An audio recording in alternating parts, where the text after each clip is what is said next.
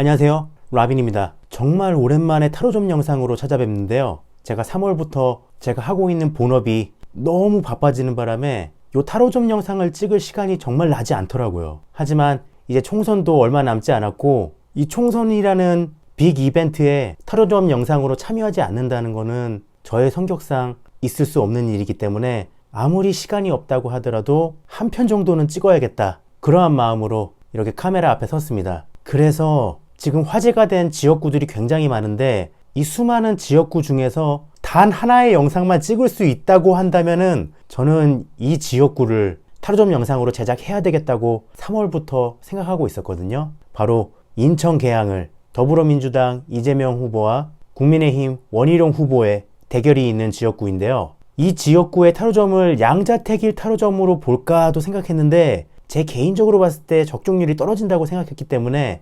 이번에는 정식으로 켈틱 크로스 배열법으로 이번 인천 계양을의 결과를 예측해 봐야겠다, 그렇게 생각했습니다. 그렇기 때문에 켈틱 크로스 스프레드의 대상은 한 사람만 대상으로 꼽을 수 있거든요. 그래서 이재명 대표와 원희룡 후보 중에 아무래도 원희룡 후보가 이번 인천 계양을에서 챌린저로서 출마를 하셨기 때문에 이번 인천 계양을 타로점 영상의 주인공은 원희룡 후보를 주인공으로 해서 타로점 영상을 제작해 보도록 했습니다. 과연 원희룡 후보는 이번 4월 총선에서 인천 계양을 후보로 나가서 당선할 수 있을까요? 라는 주제로 제가 타로 카드를 한번 뽑아봤거든요. 결론부터 말씀드릴게요. 원희룡 후보, 정말 이 험지에서 수많은 뉴스들을 쏟아내면서 열심히 선거운동을 하셨지만은 정말 고민을 많이 했어요. 이 결과를 내리기 위해서 굉장히 고민을 많이 한 끝에 제가 내린 결론인데, 저는 원희룡 후보가 이번 4월 총선 계양을에서는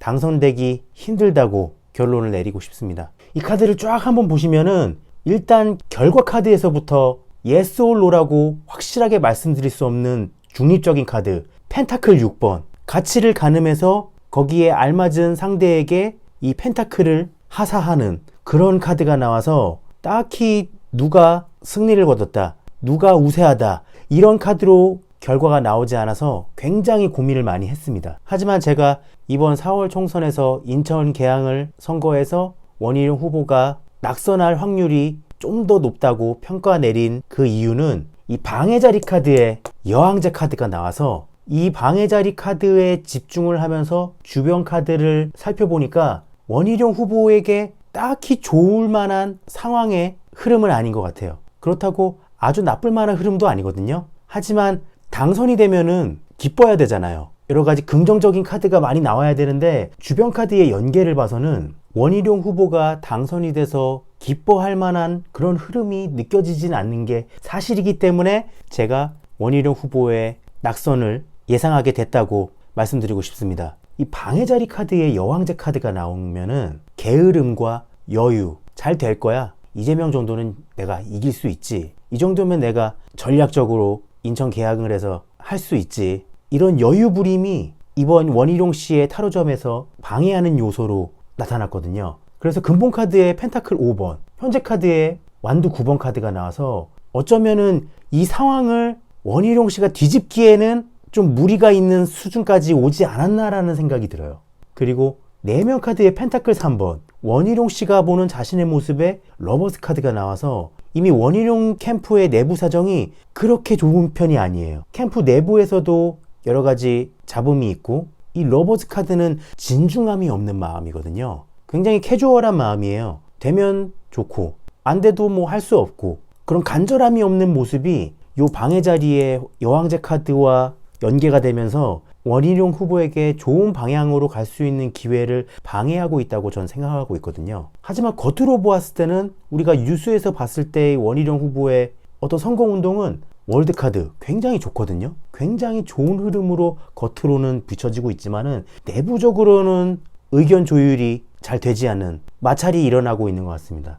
그러면서 미래과정에 펜타클 9번, 결과 카드에 펜타클 6번, 분위기에 검의 시종으로 가고 있거든요. 그래서 펜타클 9번은 물질적 재화와 좋은 결과물을 상징하는 펜타클을 9개나 가지고 있는 이런 좋은 상황에서도 만족을 하지 못하는 그런 모습을 상징하는 카드라서, 일단은 펜타클을 갖고 있기 때문에 원희룡 후보의 선거운동 과정이 굉장히 좋은 흐름으로 가고 있다. 이런 식으로 해석을 해볼 수도 있어요. 그리고 결과 카드도 펜타클 6번, 펜타클 카드, 그 다음에 분위기의 검의 시종. 타로 카드에서 검은 능력을 상징하는 카드거든요. 그래서 이 펜타클 6번에 동전을 받게 되는 사람도 젊은 사람과 늙은 사람 중에 젊은 사람이 받고 있고, 이 능력을 상징하는 검도 시종, 젊은 사람이거든요. 그래서 인천 계양을 주민 입장에서 봤을 때는 프레시맨, 새로운 얼굴인 원희룡 후보가 이 능력을 상징하는 검을 가지고 당선이 돼서 인천 계양을 위해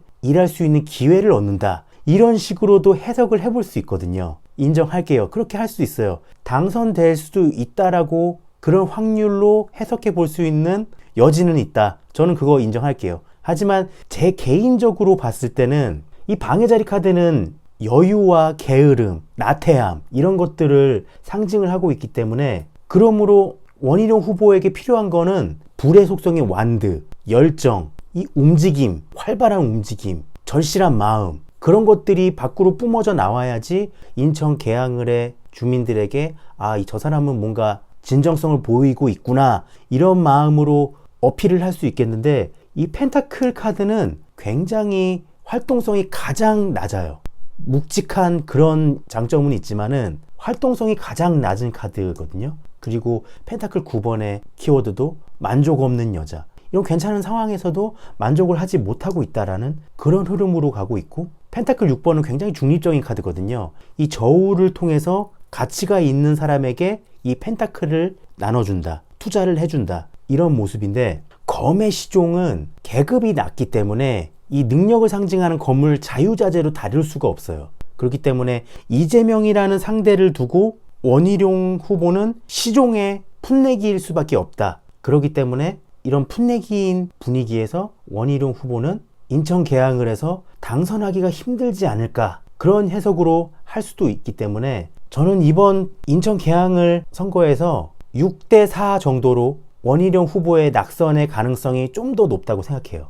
그리고 다른 사람이 보는 원희룡 후보의 모습에도 템퍼런스, 절제 카드가 나와서 지금 펜타클 9번, 러버즈, 방해자리에 여왕제 카드까지 나와서 원희룡 후보가 활발하게 자신을 어필하고 진정성 있게 다가가는 모습으로 보여지진 않거든요. 굉장히 실속이 있을 수는 있어요. 이재명 후보의 아킬레스건이 될 수 있는 그런 부분을 찾아서 공략해 들어가는 그런 전략까지는 괜찮은 것 같은데, 그것이 이번 총선을 뒤집을 수 있는 결과로까지 이어지기가 힘들지 않을까. 근본카드의 펜타클 5번, 기회를 놓치다, 그런 키워드의 카드도 나왔기 때문에 원희룡 후보가 이번 총선판을 뒤집기가 힘들지 않을까, 그런 해석으로 저는 해볼 수 있을 것 같습니다. 하지만 미래과정에 펜타클 9번 카드가 나와서 원희룡 후보가 이번 선거에서 이재명 후보한테 진다고 하더라도 원희룡 후보의 정치인으로서의 브랜드 가치는 떨어지지 않을 거라고 생각해요. 뭔가 돼도 그만 안 돼도 그만,